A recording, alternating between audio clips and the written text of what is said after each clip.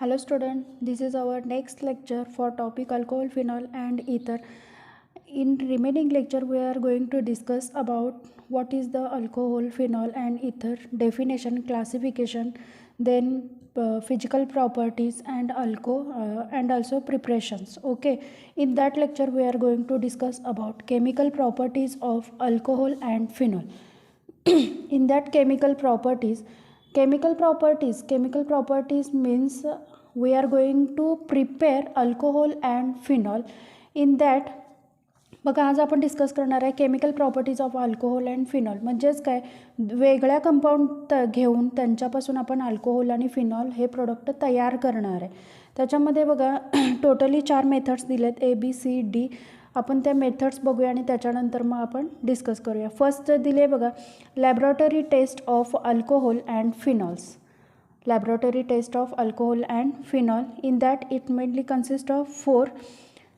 First, litmus test. Second, reaction with bases.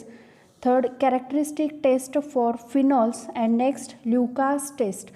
बघा first method आहे laboratory test of alcohol and phenol. याच्यामध्ये totally 4 methods दिलेले आहेत की आपण अल्कोहोल आणि फिनॉल कसे प्रिपेअर करणार. सेकंड दिला आहे बघा, आपण हा चार्ट का डिस्कस करतो आहे कारण याच्यामध्ये खूप रिॲक्शन दिलेले आहेत. प्रत्येक सेपरेट रिॲक्शन जर तुम्ही बघत बसला तर तिथं तुमचं कन्फ्युजन होणार आहे. म्हणून मी हेडलाईन दिले आणि त्याच्यामध्ये कुठल्या टेस्ट येतात त्या टेस्ट बघून कुठल्या रिॲक्शन येतात हे जर तुमच्या लक्षात आलं तर इझिली तुम्ही प्रिपेअर करू शकता. त्याच्यासाठी पहिल्यांदा मी सगळ्या रिॲक्शन कुठल्या हेडलाईनच्या अंडर येतात ते आपण बघतो आहे. बघा बी दिलं आहे, reaction due to breaking of O bond H. बघा म्हणजेच काय की ऑक्सिजन आणि हायड्रोजन या दोन्हींच्या मधला बॉन्ड ब्रेक झाल्यानंतर कुठल्या रिॲक्शन्स मिळतात बघा आपल्याला. फर्स्ट आहे acidic character of alcohol and phenol. Second, esterification. Next आहे बघा C, reaction due to breaking of C bond O. बघा कार्बन आणि ऑक्सिजन या दोन्हींच्या मधला बॉन्ड ब्रेक झाल्यामुळे कुठले आपल्याला रिॲक्शन मिळतात तर बघा reaction, first reaction with hydrogen halides. Next, reaction with phosphorus halide. Third, dehydration of alcohol to alkenes. Next, oxidation of alcohol. बघा याच्या कार्बन आणि ऑक्सिजन या दोन्हींच्या मधला जो बॉन्ड ब्रेक करणार आहे याच्यामध्ये टोटली 4 रिॲक्शन येतात. लास्ट आहे बघा reaction of phenols. Reaction of phenols याच्यामध्ये फर्स्ट आहे halogenation of phenol. Next, nitration of phenol, sulfonation of phenol, Reimer Tiemann reaction. Next, Kolbe reaction, oxidation of phenol. Next, catalytic hydrogenation of phenol and reduction of phenol. बघा फिनॉलच्या under एवढ्या सगळ्या reaction येतात. Phenol म्हणजे मग आपल्याला माहिती आहे ArOH. बघा लक्षात आलं का तुम्हाला. ह्या ज्या रिॲक्शन्स आहेत जे हेडलाईन दिलेलं आहे ते तुम्ही लक्षात ठेवा म्हणजेच आपल्याला पुढं डिस्कस करता येईल. बघा फर्स्ट आपण बघितली होती लिटमस टेस्ट. तुम्हाला सगळ्यांना माहिती आहे लॅबमध्ये आपल्या लिटमस टेस्ट असतेच. लिटमस पेपर असतो. तो पेपर आपण एखादा compound that litmus paper we are going to use about the compound or chemical is acidic or basic. म्हणजे एखादा जो सोल्युशन दिलेला आहे ते सोल्युशन ॲसिडिक आहे की बेसिक आहे हे बघण्यासाठी आपण काय करतो की लिटमस पेपरचा यूज करत असतो. बघा याच्यामध्ये फर्स्ट आहे aqueous solution of alcohol is neutral to litmus. बघा काय सांगितलं आहे, लिटमस पेपर लक्षात आला का तुमच्या. Blue litmus, red litmus. जो लिटमस पेपर असतो तो पेपर आपण कशासाठी यूज करतो की सोल्युशन ॲसिडिक आहे की बेसिक आहे हे बघण्यासाठी आपण लिटमस पेपर यूज करतो.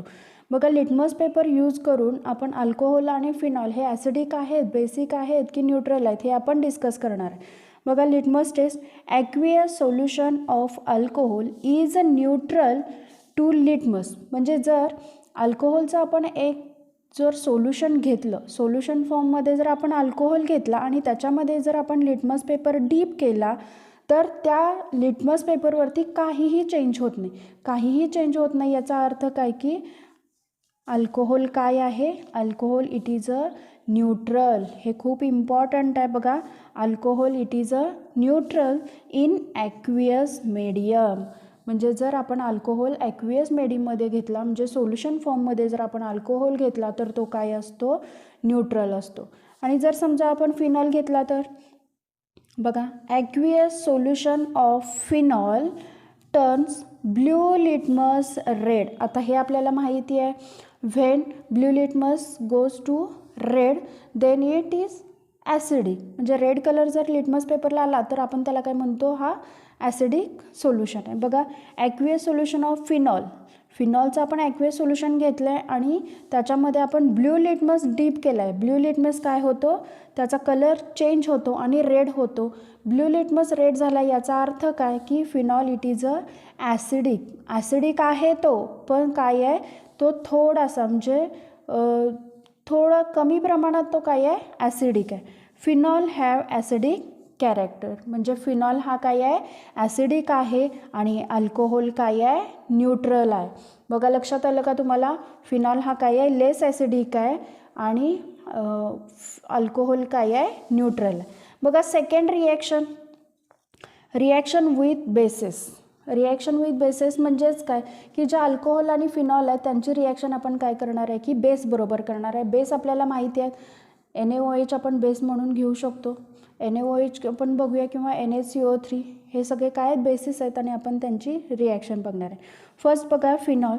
Phenols being very low acidic. आत्ता आपण डिस्कस केलं आहे, phenol it is a low acidic and alcohol it is a neutral. बघा, does not react with NaHCO3 but react with NaOH. म्हणजेच काय, phenol it is does not react with NaHCO3. म्हणजे काय, phenol हा NaHCO3 बरोबर react होणार नाही.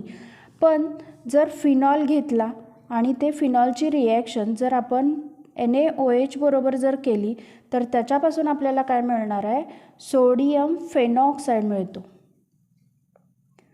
बघा काय सांगितलं आहे, phenols are can not reacted with NaHCO3 but phenols are react with NaOH. बघा रिॲक्शन पण घेतली आहे इथं, ArOH. AR म्हणजेच काय, ॲरोमॅटिक रिंगला OH ग्रुप अटॅच आहे, म्हणजेच आपण इथं फिनॉल घेतला आहे. Phenol reacted with NaHCO3, it does not react, that's why it gives no reaction. Means phenol cannot reacted with NaHCO3. म्हणजे NaOHCO3 बरोबर फिनॉल रिॲक्ट होणार नाही. तसंच जर आपण NaOH घेतला तर बघा, ArOH means phenol reacted with NaOH then it gives phenoxide. Means AR काय करणार आहे बघा, हा O आणि हा इकडं काय करणार आहे, सोडियम इकडे अटॅक करणार आहे. आपल्याला काय मिळतं, ArO मायनस Na प्लस. म्हणजेच काय, आपल्याला हा मिळाला सोडियम फेनॉक्साईड प्लस H2O. बघा लक्षात आलं का तुमच्या, ArOH घेतला आहे म्हणजेच फिनॉल घेतला आहे, त्याची रिॲक्शन आपण NaOH बरोबर केली आहे. हा O मायनस Na प्लस काय करणार आहे, इकडं अटॅक करणार आहे आणि हा हायड्रोजन आणि हा ऑक्सिजन असं मिळून आपल्याला इथं H2O मिळतो. बघा जसं फिनॉलचं आपण रिॲक्शन बघितलं तशाच आपण अल्कोहोलचे सुद्धा बघणार आहे. म्हणजे अल्कोहोल कशाबरोबर रिॲक्ट होतो, कशाबरोबर रिॲक्ट होत नाही ते आपण इथं बघणार आहे. बघा अल्कोहोल्स, बघा alcohol show no acidic nature. आत्ताच आपण बघितलं alcohols are neutral in aqueous medium. Alcohol show no acidic nature, so it is not reacted with either NaHCO3 or NaOH. जर आपण अल्कोहोल घेतला तर अल्कोहोल काय करणार आहे, it is does not react with either NaHCO3 or NaOH. म्हणजे तो NaHCO3 बरोबर पण रिॲक्ट होणार नाही आहे आणि NaOH बरोबर सुद्धा रिॲक्ट होणार नाही. जर इथं आपण एक एक्झाम्पल घेतलं आहे बघा, 2ROH प्लस 2Na. इथं काय घेतलं आहे, सोडियम घेतला आहे आणि इथं अल्कोहोल घेतला आहे.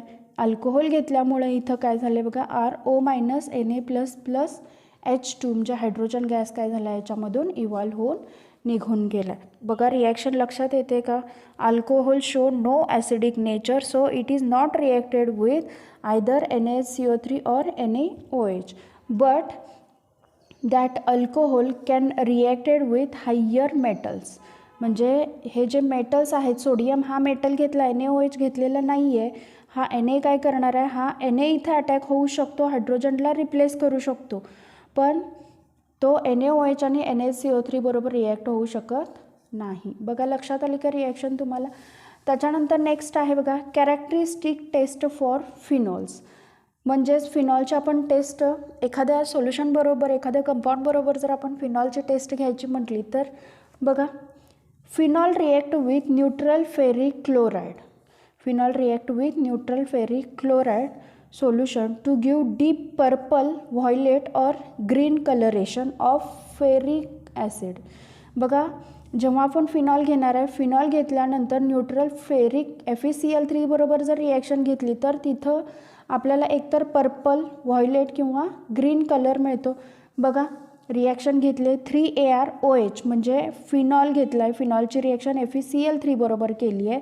बघा आता याच्यामध्ये AR जो आहे तो 3 AR घेतले आहेत, म्हणजेच 3 ॲरोमॅटिक रिंग घेतले, 3 AR आहेत, ऑक्सिजन 3 आहेत, हायड्रोजन 3 आहेत आणि इथं Cl 3 आहेत.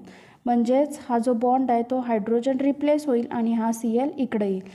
3 AR असल्यामुळं इथं 3 Cl आहेत, म्हणजेच काय मिळालं आपल्याला ArO thrice Fe plus thrice HCl. काय होतं बघा हा जो हायड्रोजन आहे हा Cl आहे, हा हायड्रोजन 3 आहेत आणि Cl 3 आहेत, म्हणून आपल्याला इथं काय मिळाले 3 HCl मिळाला. हा Fe जो आहे तो Fe काय करणार आहे ARकडे निघून जाणार आहे. म्हणजेच बघा हा Cl काय आहे मायनस चार्ज येतो Clवरती Feवरती प्लस हा Fe काय करणार आहे ARकडे अटॅक होतो, हा हायड्रोजन इथून निघून जातो. हा हायड्रोजन आणि हा Cl पासून आपल्याला थ्राईस HCl मिळतो आणि ArO 3 टाइम्स आणि हा Fe. बघा रिॲक्शन लक्षात आली का. नेक्स्ट आहे बघा ल्युकास टेस्ट. ल्युकास रिएजंट आपण बघतोय. ल्युकास रिएजंट म्हणजेच काय there is a solution of और there is a mixture of concentrated HCl and ZnCl2. हे इम्पॉर्टंट आहे, 1 मार्क्सला विचारतात बघा ऑब्जेक्टिव्हला.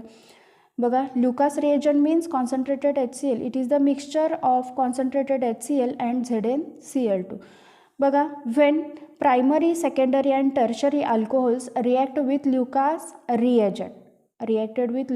Reagent then alcohol are soluble in Lucas reagent but not in product of it. बघा ROH घेतला म्हणजे अल्कोहोल घेतला आहे, Lucas reagent, alcohol are reacted with HCl and ZnCl2 means Lucas reagent, then it gives RCl means alkyl chloride.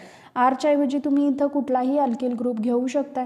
बघा इथं काय सांगितलं आहे व्हेन मी एक कंपाऊंड घेते, कंपाऊंड घेतला A, त्याची रिॲक्शन मी B बरोबर केली आणि हा मिळाला मला C.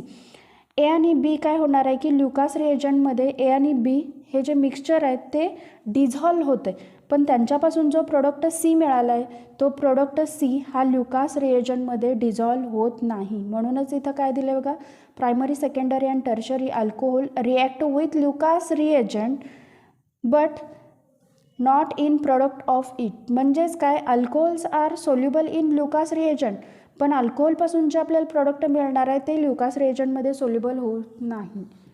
बघा ह्या रिॲक्शन लक्षात आलं का. हे ज्या केमिकल प्रॉपर्टी आहेत त्या केमिकल प्रॉपर्टी तुम्हाला कमीत कमी 5 मार्क्सला किंवा 3 मार्क्सला बोर्ड एक्झामला विचारतात.